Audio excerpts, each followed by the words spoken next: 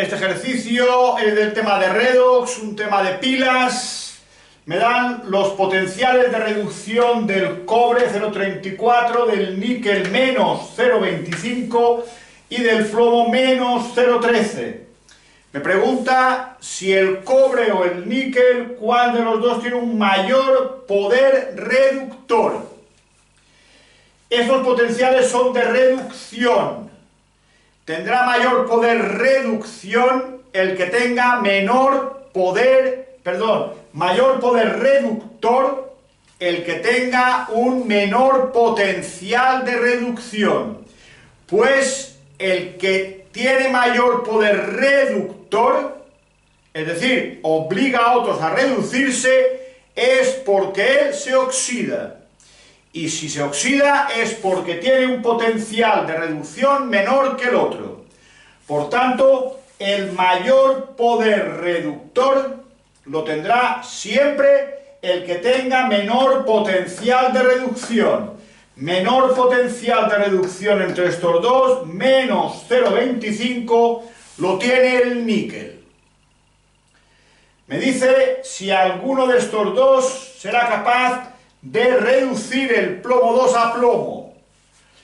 Si el plomo 2 debe de reducirse a plomo debido a la presencia del cobre, la reacción será esta. El plomo 2 con el cobre se reducirá a plomo, oxidándose el cobre a cobre 2+. El potencial de esta reacción es el potencial de reducción de la especie que se reduce, el plomo, menos el potencial de reducción de la especie que se oxida, el cobre. Por tanto, potencial de reducción del plomo menos 0,13 menos potencial de reducción del cobre menos 0,34. Operando nos da menos 0,47 voltios. Potencial negativo de esta reacción implica que no es espontánea y por tanto el cobre no reduce al plomo 2+. Vamos a ver qué ocurre con el níquel. El plomo 2+ se ha de reducir a plomo gracias a la acción del níquel, que a su vez se oxidará a níquel 2+. En esta reacción, siguiendo la misma relación, que el potencial de la reacción es el potencial de la especie que se reduce, el plomo, menos el potencial de reducción de la especie que se oxida, que es el níquel. En este caso, operando me da 0,12 voltios, que es positivo, implica que esa reacción sí se produce de forma espontánea. Por tanto, el níquel sí que será capaz de reducir el plomo 2 a plomo. Me pregunta que calcule la fuerza electromotriz de la pila formada por un electrodo de cobre y un electrodo de níquel. Recordad que al formar una pila tengo los dos electrodos, tengo ambos potenciales de reducción.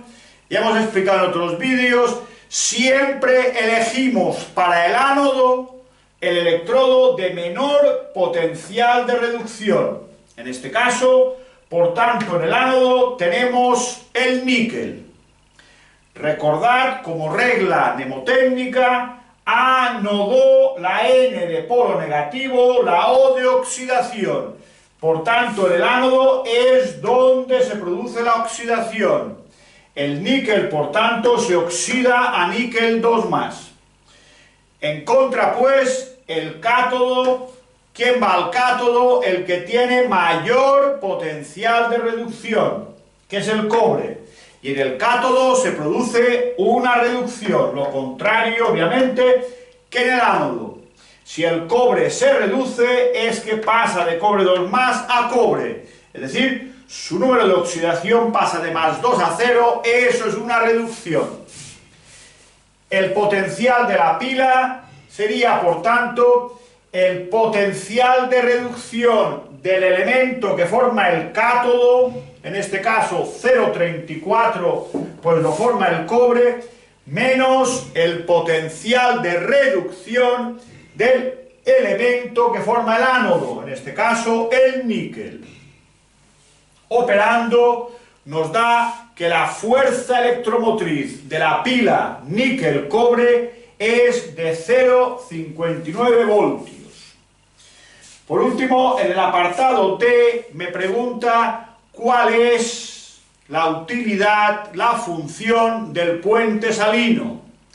Básicamente, el puente salino tiene dos funciones. Una, cerrar el circuito eléctrico de la pila, y dos, mantener la electroneutralidad de las disoluciones. Si veis los vídeos sobre el funcionamiento de la pila, entenderéis mejor el tema tanto del cierre de circuito como de que mantiene la neutralidad de las disoluciones.